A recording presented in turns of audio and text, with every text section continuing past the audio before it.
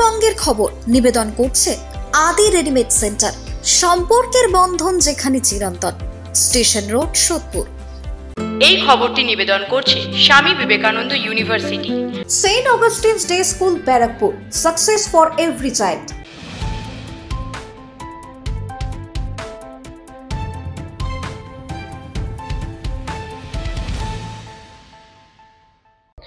নমস্কার, আপনারা দেখছেন নিউজ বঙ্গ টাইম। সাতটায় বঙ্গের খবর নিয়ে আপনাদের সাথে আমি শ্রেয়া।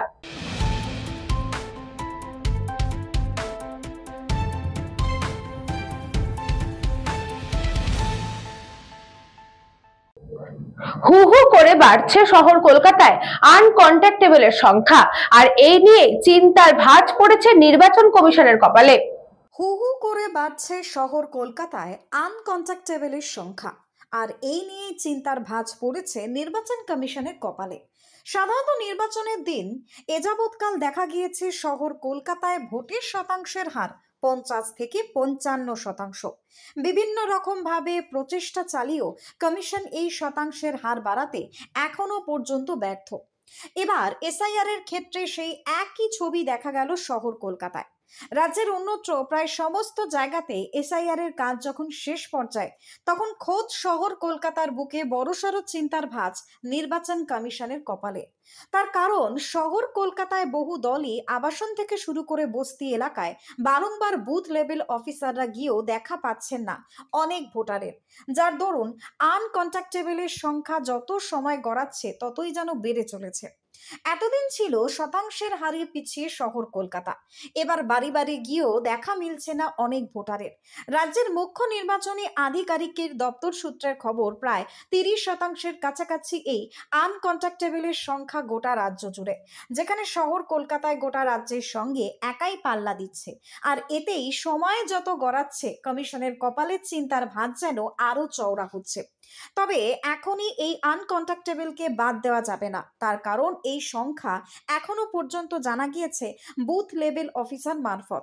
তাই এটাই যে চূড়ান্ত তা নয়। আগামী 4 ডিসেম্বর পর্যন্ত এনুমারেশন ফর্ম জমা করা যাবে, কিন্তু সংশ্লিষ্ট এই সময় পেরিয়ে গেলে খসড়া ভোটার তালিকায় আনকন্ট্যাক্টেবলের নাম থাকবে না, যা প্রকাশিত হবে 9 ডিসেম্বর। তবে এর পরেও যদি কেউ ভোটার তালিকায় নাম তুলতে চান বা সংশোধন করতে চান, তাহলে পুনরায় ফর্ম পূরণ করে জমা দিতে হবে 8ই জানুয়ারির মধ্যে। অন্যথা আসন্ন 2026 সালের বিধানসভা নির্বাচনে ভোটার তালিকায় এই সমস্ত আনকন্ট্যাক্টেবলের নাম থাকবে না। রাজ্যের মুখ্য নির্বাচনী আধিকারিকের দপ্তরের পক্ষ থেকে জোর কদমে প্রচেষ্টা চালানো হচ্ছে এই আনকন্ট্যাক্টেবলের পরিসংখ্যান কমানোর।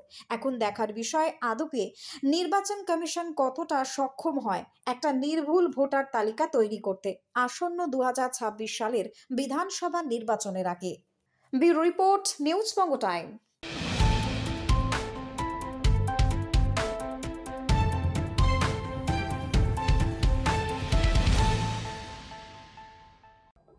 এবার কাঠগড়ায় খোদ বিচার ব্যবস্থা, ঘুষের গন্ধে কাঁপছে দুর্গাপুর মহকুমার আদালত। সরকারি আইনজীবীর ভূমিকায় প্রশ্নের পাহাড়, ন্যায় বিচার কি তবে বিক্রি হয়ে গেল? নকশায় বিজেপি কর্মী সন্দীপ ঘোষ হত্যা মামলায় হঠাৎই নতুন করে অগ্নিসংযোগ ঘটালো সোশ্যাল মিডিয়ায় ভাইরাল হওয়া একটি ভিডিও। ভাইরাল হওয়া সেই ভিডিও এক মুহূর্তে প্রশ্নচিহ্নের মুখে দাঁড় করালো বিচার ব্যবস্থাকে। ভাইরাল হওয়া সেই ভিডিওতে জনৈক সন্দীপ ব্যানার্জি বিস্ফোরক অভিযোগ তুলছেন সরকারি পক্ষের আইনজীবী শ্রাবণী সরকারের বিরুদ্ধে। সন্দীপ ঘোষ হত্যা মামলায় অভিযুক্তদের কাছ থেকে ঘুষ নেওয়ার সঙ্গীন অভিযোগ তুলছেন তিনি। যদিও ভাইরাল ভিডিওর সত্যতা যাচাই করেনি নিউজ বঙ্গ টাইম। একজন সরকারি আইনজীবীর বিরুদ্ধে ওঠা এই অভিযোগ সম্ভবতই নানান প্রশ্ন তুলছে জনমানসে। কেন মামলার শুনানির দিনে অনুপস্থিত ছিলেন সরকারি আইনজীবী শ্রাবণী সরকার? কেনই বা দীর্ঘ 7 বছর অতিক্রান্ত হয়ে গেল শুরু হয়নি মামলার বিচার প্রক্রিয়া? এমন নৃশংস সংবেদনশীল খুনের মামলায় সরকারি আইনজীবী যদি গাছাড়া ভাব দেখান, তাহলে সাধারণ মানুষ বিচার ব্যবস্থার ওপর আস্থা রাখবেন কোন ভরসায়? এইসব প্রশ্নের উত্তর খুঁজছে কাকসা থেকে গোটা দুর্গাপুর মহকুমা আদালত। সূত্র মারফত খবর, অগ্নিগর্ভ পরিস্থিতির জেরে সরকারি আইনজীবী মহলে ইতিমধ্যে কঠোর অবস্থান নেওয়া হয়েছে। অভিযোগের সত্যতা যাচাইয়ে দ্রুত তদন্ত শুরু হয়েছে। অভিযোগ সত্য বা মিথ্যা যাই হোক, একজন সরকারি আইনজীবীর বিরুদ্ধে এমন অভিযোগই যথেষ্ট বিচার ব্যবস্থার প্রতি মানুষের আস্থা নাড়িয়ে দেওয়ার জন্য। নমস্কার, আমি জয়দীপ ব্যানার্জি। আপনারা জানেন 2018 সালে 9 ডিসেম্বর আমাদের উপরে শেখ সাইফুল, যিনি বালি, কয়লা, গরু পাচারের সাথে যুক্ত এবং বিভিন্ন মার্ডার কেসের সাথে যুক্ত, এবং জায়রুল মির্জা কাংলা, যিনি আকন্দারায় বাড়ি, শেখ হিরণ, এরা প্রাণঘাতী হামলা করে সরস্বতীগঞ্জের উপরে। সেখানে আপনারা জানেন সন্দীপ ঘোষ আমাদের সাথে যে ছিল ওখানেই শহীদ হয়। পরবর্তীতে আমরা মিশন হসপিটাল নিয়ে গেলে এখান থেকে মৃত বলে ঘোষণা করে। দীর্ঘদিন কেস চলেছে। শেখ সাইফুল যে মেইন অ্যাকিউজ, উনি অ্যারেস্ট হননি। ওনাকে পুলিশ লোমও পর্যন্ত ছুঁতে পারেনি। উনি তৃণমূল নেতার তৃণমূল শেল্টারে ছিলেন। বর্তমানে এই কেসটির 24 তারিখ হিয়ারিং আছে। আমরা জানতে পারি গভর্নমেন্ট যিনি পিপি আছেন, শ্রাবণী সরকার, ইনি বিভিন্ন রকম দুর্নীতির সাথে যুক্ত থাকেন। আমরা আরও খবর পেয়েছি যে শেখ সাইফুল এবং তার টিম তারা আর্থিকভাবে এদেরকে বিভিন্নভাবে কেনা বেচা হয়েছে। আমি আজ ডিস্ট্রিক্ট ম্যাজিস্ট্রেট আসানসোল ওনাকে গিয়ে কপি দিই যে আমাদের পিপি চেঞ্জ করতে হবে। যদি পিপি চেঞ্জ না হয়, পুলিশ এর আগে কোনো তদন্ত করে একদিনের জন্য মেইন অ্যাকিউজকে একদিনের জন্য 1 ঘন্টা 1 মিনিটের জন্য থানাতে রাখতে পারেনি, আমরা বিচার পাবো না। আমরা আরও একটি প্রতিলিপি দিই সিপিকে, মাননীয় সিপি স্যারকে মেল করেও জানাই, এবং আরেকটি প্রতিলিপি দিই পিপি হেড ইনচার্জ আসানসোলে। আমি তার হাতেও গিয়ে পিপি ওনাকে হাতে গিয়ে এই কপিটি দিয়ে আছি। এবং আমরা আমাদের হিন্দুত্ববাদী ভাইদেরকে বলবো, আগামী 24 তারিখ এই কেসের হিয়ারিং আছে এবং আমরা সেদিন বিচার পাওয়ার একটা আশা নিয়ে আমরা দুর্গাপুর কোর্টে যাব। আমরা সবাইকে বলবো উক্ত দিনে আমাদের সবার পাশে থেকে আমাদের মনোবল বাড়াতে ওখানে উপস্থিত থাকার জন্য, এবং সেদিন যদি গভর্নমেন্ট পিপি শ্রাবণী সরকার এর পরিবর্তন না হয়, তাহলে আমরা এর বিচার চেয়ে মাননীয় সুপ্রিম কোর্ট এবং আমরা হাইকোর্টে দ্বারস্থ হব। দুর্গাপুর থেকে বিধানচন্দ্র গাঙ্গুলির রিপোর্ট, নিউজ বঙ্গ টাইম।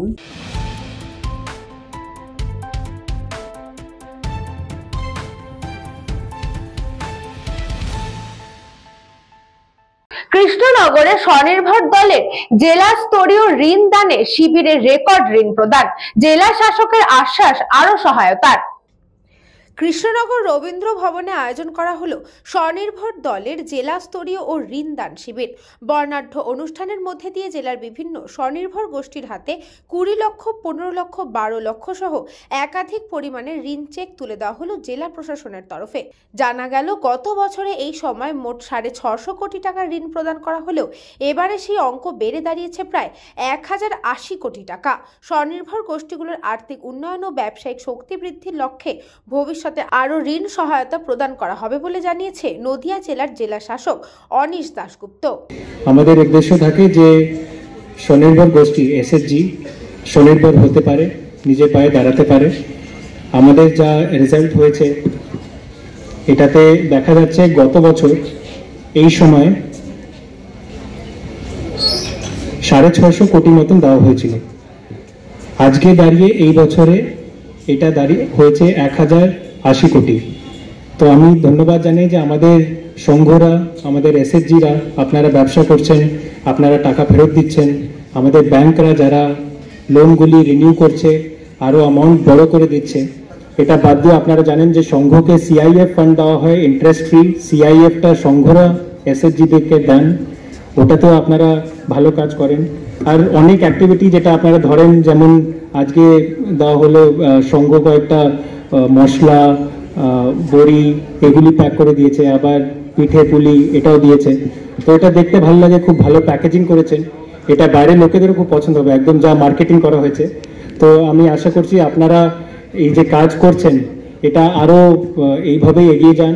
আর যারা যারা যুক্ত নয় ওদেরকেও স্বনির্ভর গোষ্ঠী বানানোর জন্য একটু আপনারা ইন্সপায়ার করবেন, মোটিভেট করবেন। যেন মানে ওরাও কিছু একটা ব্যবসা করে নিজের পায়ে দাঁড়াতে পারে। জেলা শাসকের কথায় গোষ্ঠীগুলি যাতে নিজের পায়ে আরো মজবুতভাবে দাঁড়াতে পারে এবং ব্যবসার প্রসার ঘটাতে পারে তার জন্য জেলা প্রশাসন বিশেষ পদক্ষেপ নেবে।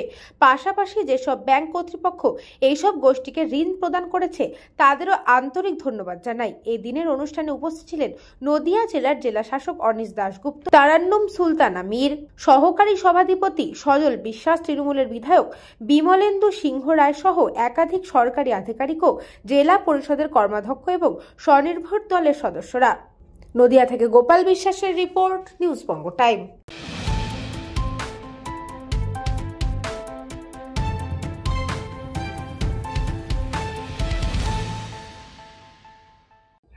জমিতে থাকা পাকা ধানের গাদায় আগুন ধরিয়ে পুড়িয়ে দিল দুষ্কৃতীরা। আগুনে পুড়ে ছাই 10 থেকে 12 বিঘা জমির পাকা ধান। রামপুরহাটে জমিতে থাকা পাকা ধানের গাদায় আগুন ধরিয়ে পুড়িয়ে দিল দুষ্কৃতীরা। আগুনে ছাই হয়ে গেল 10 থেকে 12 বিঘা জমির পাকা ধান। পুড়ে যাওয়া ধানের মূল্য কয়েক লক্ষ টাকা। ঘটনাটি বীরভূমের রামপুরহাট থানার নারায়ণপুর গ্রাম পঞ্চায়েতের কুসুমডই গ্রামের। পাকা ধান পুড়িয়ে দেওয়ার মাথায় হাত গরিব চাষিদের পাশে দাঁড়াতে এলাকায় পৌঁছালেন বিজেপির জেলা সভাপতি ধ্রুব সাহা সহ বিজেপি নেতা ও কর্মীরা। তিনি পুড়ে যাওয়া জমি ঘুরে দেখেন, কথা বলেন ক্ষতিগ্রস্ত চাষিদের সঙ্গে। পাশাপাশি তিনি চাষিদের পাশে থাকার আশ্বাস দিয়েছেন। ক্ষতিগ্রস্ত চাষিদের অভিযোগ, পাকা ধান কেটে তাদের জমিতে গাদা করে রেখেছিলেন। রাতের অন্ধকারে মোটরসাইকেলে চড়ে এসে দুষ্কৃতীরা ধানের গাদায় আগুন ধরিয়ে সমস্ত ধান পুড়িয়ে দিয়েছে। বিষয়টি জানিয়ে রামপুরহাট থানায় অভিযোগ জানানো হলেও এখনো পর্যন্ত কেউ ধরা পড়েনি।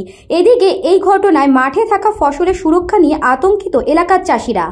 দেখুন, যেভাবে হতদরিদ্র প্রায় 8 জন কৃষককে তাদের ভাতে মারার পরিকল্পনা হয়েছে, পুলিশ প্রশাসন এখনও কিছু ব্যবস্থা নিতে পারেনি। তারা ব্যস্ত রাজপথে টাকা কালেকশন করতে, আর শাসক দলের নেতাদেরকে যেভাবে হোক নিরাপত্তা দিতে। আমরা হতবাক, এই প্রান্তিক হতদরিদ্র কৃষকদের সর্বশান্ত হয়ে গেল। তাদের মাঠের পালুয়ে আগুন লাগিয়ে দেওয়া হয়েছে। আমরা এই হতদরিদ্র কৃষকদের সেই জমিতে ধানের অবশিষ্ট অংশ দেখতে এসেছিলাম। আমরা দাবি জানাচ্ছি এদের ক্ষতিপূরণের এবং প্রশাসনকে তাদের বিহিত ব্যবস্থা গ্রহণ অবিলম্বে করতে হবে।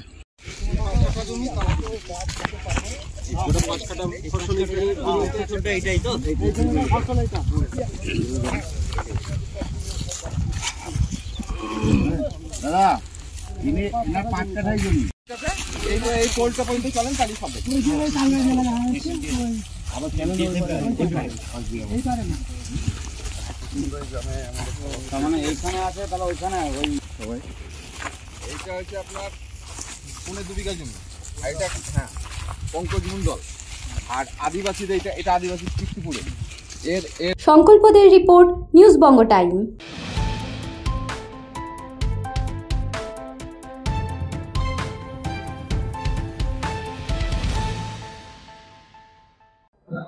সময় এখন একটা ছোট্ট বিজ্ঞাপন বিরতির।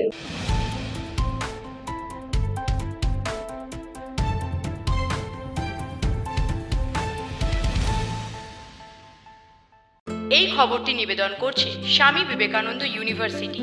আপনার সন্তানের স্বপ্নের ভবিষ্যৎ গড়ে তোলার একমাত্র সঠিক ঠিকানা। যোগাযোগ 7044086270। St. Augustine's Day School, Barakpur. Success for every child. Admission open session 2026 to 2027. Contact number 9007934555. পুরীর খাজা মানে আদি নৃসিংহ সুইটসের খাজা। স্বর্গদুয়ার থেকে মন্দিরে যাওয়ার রাস্তায় পিন্ডি প্যালেসের বিপরীতে মিলবে খাজার খাজানা আদি নৃসিংহ সুইটস।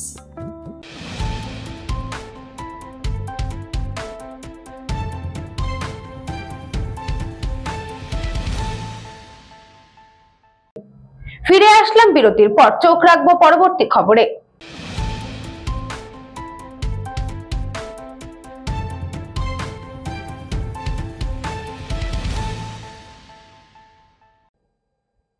শীতের মাঝে ঘূর্ণাবর্তের চোখ রাঙানি, বঙ্গোপসাগরে তৈরি হচ্ছে গভীর নিম্নচাপ।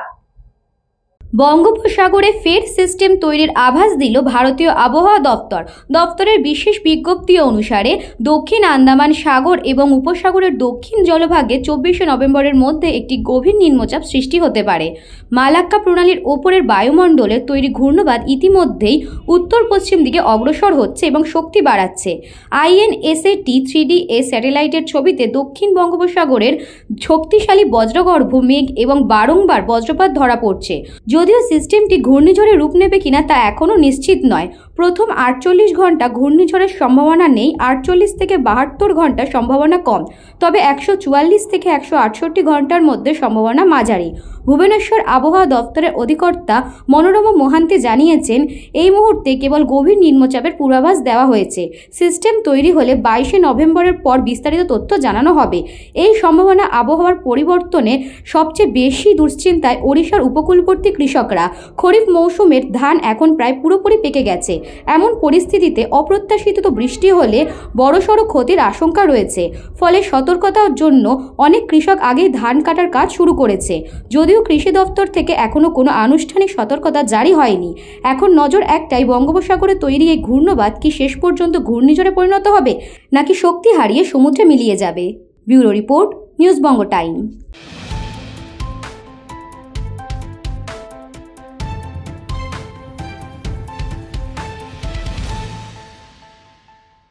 উত্তর 24 পরগনার মোহনপুর গ্রিন পার্ক এলাকায় মহিলাকে পিটিয়ে মারার অভিযোগ প্রাক্তন সেনাকর্মীর বিরুদ্ধে। গীতা বিশ্বাস, সমীর কুমার বিশ্বাস অভিযোগ, দীর্ঘদিন ধরে স্বামী স্ত্রীর মধ্যে ঝামেলা চলছিল।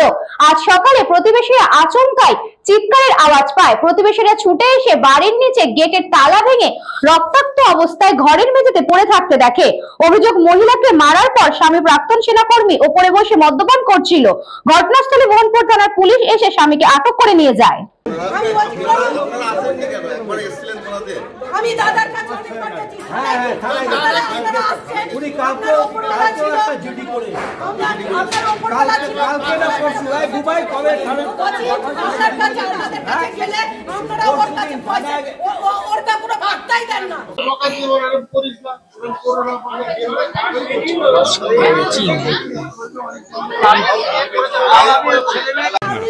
কি অঞ্চল এরিয়া করবেন? আমরা যদি আপনার কাছে যাই, আপনি ওর হাজবেন্ডকে ফোন করে করে বলেন বড় সিএস ছিল, এস ছিল, এস ছিল। আমাকে পর্যন্ত ধমকি দেয়, জানেন? শাস্তি হবে, অবশ্যই শাস্তি হবে। আপনি গেছেন এটা অস্বীকার করছি না, আমি তো বলছি আমি 4 বার বসে। ও আবার আমার হাজবেন্ডকে বলেছে ওর কিন্তু নামে কেস করে দেবো, আমার নামে কেস করবে। আমরা তো ওনার চিৎকার শুনে আসলাম, বৌদি আমাকে বাঁচাও বাঁচাও, মেরে ফেললো, আমাকে বাঁচাও, এই শুনে আমরা এসেছি এখানে। তারপর তো আমরা যখন আসলাম সব তো তালা বন্ধ, বৌদির আওয়াজ বন্ধ হয়ে গেছে। আমরা ভাবছি হয়তো তাহলে মেরে ফেললো না, কে সেন্সলেস হয়ে গেছে। তারপর আমরা সবাই তালা ভাঙার চেষ্টা করলাম, পাড়ার প্রতিবেশী সবাই এসেছি। তারপর তো তালা ভেঙে যখন ঢুকলাম তখন অলরেডি পুলিশেও চলে এসেছেন। আমরা দেখলাম ওইখানে পড়ে আছে রক্তাক্ত অবস্থায়। ঝামেলা ছিল। হাজবেন্ড তো এখানে থাকতো না, উনি একাই থাকতো, ওনার ছেলে মেয়ে বাইরে চাকরি করে। তারপর উনি এসেছিলেন আজ সকালে নাকি 50-এর ওপরেই হবে মনে হয় আন্দাজ। তালা দিয়ে আমরা তো কেউ ঢুকতে পারিনি, এই তালা আমরা অনেক কষ্ট করে ভেঙেছি, তখন ওনার আওয়াজ বন্ধ হয়ে গেছে। প্রায় বছর 10 ধরে এই ভদ্রলোক, এই ভদ্র মহিলা এবং তার ছেলে মেয়ের সঙ্গে ভালো ব্যবহার করেন। ছেলে মেয়ে পড়াশুনো শিখে, ছেলেটি দিল্লিতে একটা সেন্ট্রাল ডিফেন্স স্কুলে চাকরি করে, মেয়েটি রিসেন্ট একটি চাকরি পেয়েছে এবং বিয়ের কথাবার্তা এগিয়ে চলেছে। এরকম অবস্থা তো ঘটনাও আমি জানি। এখন এদের এই যে ভদ্রমহিলার সঙ্গে ডিফারেন্স, অসভ্য লোক সমাজে তো থাকে, সবাই তো সুস্থ মস্তিষ্কের হয় না। ওই কলেজ পল্লী দেবপুকুরের মধ্যে শিউলিতে একটি বাড়িতে ভাড়া থাকে এবং ওই শিউলি সারদাপল্লীর ওখানে ভাড়া থাকে এবং আমরা যতদূর খবর রাখি, এটা তো প্রমাণ দিতে পারবো না, সে ভদ্রমহিলার সঙ্গে ইল্লিগাল অ্যাফেয়ার্সের সঙ্গে যুক্ত, ইল্লিগাল অ্যাফেয়ার্সের সাথে যুক্ত, মাঝে মধ্যেই এসে মারতে। আজকে সকালবেলা আমরা যা রিপোর্ট পেলাম, উনি এসে ভেতর থেকে সমস্ত দরজা বন্ধ করে তার ওয়াইফকে ওপরে বসে অত্যাচার করেছে, মেরেছে, মারধর করেছে, করে লাস্টে এমন ভাবে মেরেছে যে সেখানে স্পটেই মারা গেছে। এরা পাড়ার লোকেরা দরজা ভাঙতে তো টাইম লাগবে, দরজা ভেঙে পাড়ার লোকেরা ঢুকে তাকে রেস্কিউ করার চেষ্টা করেছে। এখন আমি দেখিনি, আমি এইটা ভারী কিছু দিয়ে মেরেছে। মানে আমি তো মানে সেই মুহূর্তের কিছু দেখিনি, তবে পাড়ার লোকের বক্তব্য অনুযায়ী, যারা তালা ভেঙেছে তাদের বক্তব্য অনুযায়ী, যে দরজায় যে দেয়, সেই কাঠের যে এটা দেয়, সেই ডাসা দিয়ে তাকে মেরেছে।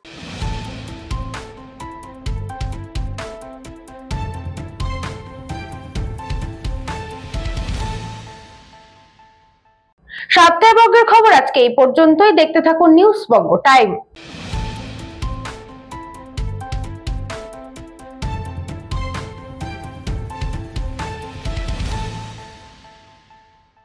এই খবরটি নিবেদন করছে স্বামী বিবেকানন্দ ইউনিভার্সিটি। আপনার সন্তানের স্বপ্নের ভবিষ্যৎ গড়ে তোলার একমাত্র সঠিক ঠিকানা। যোগাযোগ 7044086270। St. Augustine's Day School, Barakpur. Success for every child. Admission open session 2026 to 2027. Contact number 9007934555. পুরীর খাজা মানে আদি নৃসিংহ সুইটসের খাজা। স্বর্গদুয়ার থেকে মন্দিরে যাওয়ার রাস্তায় পিপি প্যালেসের বিপরীতে মিলবে খাজার খাজানা আদি নৃসিংহ সুইটস।